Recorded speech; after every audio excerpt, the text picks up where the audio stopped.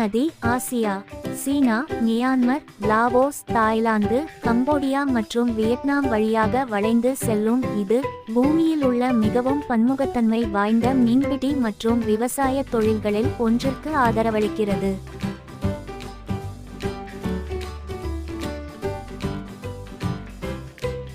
கங்கை நதி Asia, India மற்றும் வங்கதேசம் வழியாக பாயும் இது இந்து சமயத்தில் மிகவும் புனிதமான நதியாக கருதப்படுவதுடன் கங்கா தேவியாக போற்றப்படுகிறது. இது ஒரு பரந்த விவசாய பகுதிக்கு ஆதாரமாக திகழ்வதுடன் கோடிக்கணக்கான மக்களுக்கு ஒரு இன்றியமையாத உயிர்நாடியாகவும் விளங்குகிறது. மிசிசிப்பி, வட அமெரிக்கா, சுமார் 6275 கிலோமீட்டர் நீளத்திற்கு விரிந்துள்ள இந்த ஒருங்கிணைந்த நதி அமைப்பு அமெரிக்க ஐக்கிய நாடுகளின் ஒரு பரந்த நிலப்பகுதியின் நீரை வடித்துச் செல்கிறது. வரலாற்று ரீதியாக இந்நிலப்பகுதிக்கு ஒரு மிக முக்கியமான வணிக போக்குவரத்து பாதையாக இது விளங்கி வந்துள்ளது.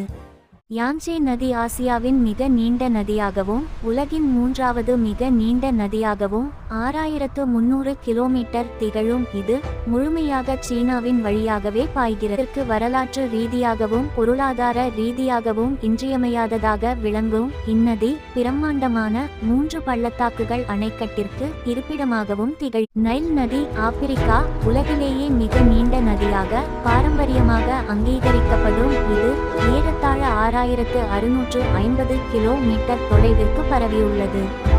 பண்டைய எகிப்தின் உயிர்நாடியாக திகழ்ந்த இந்நதி வரலாற்றின் மிகச்சிறந்த நாகரிகங்களில் ஒன்று செழித்தோங்க தேவையான வளமான வெள்ளச்சமவெளிகளை வழங்கியது. அமேசான் நதி தென் அமெரிக்கா, ஏறத்தாழ 6400 கிலோமீட்டர் நீளத்திற்கு பரவியுள்ள இது நீர் அளவின் அடிப்படையில் உலகின் மிகப்பெரிய நதியாகும். கடல்களை நோக்கி பாயும் உலகின் மொத்த நதி நீரின் அளவில் சுமார் 20% இது கொண்டுள்ளது. மேலும் பரந்து விரிந்துள்ள அமேசான் மழைக்காடுகளின் உயிர்நாடியாகவும் இது அமேசான் நதி தென் அமெரிக்கா, ஏறத்தாழ 6400 கிலோமீட்டர் நீளத்திற்கு பரவியுள்ள இது நீர் அளவின் அடிப்படையில் உலகின் மிகப்பெரிய நதியாகும். கடல்களை நோக்கி பாயும் உலகின் மொத்த நதி நீரின் அளவில் சுமார் 20% இது கொண்டுள்ளது. மேலும் பரந்து விரிந்துள்ள அமேசான் மழைக்காடுகளின் உயிர்நாடியாகவும் இது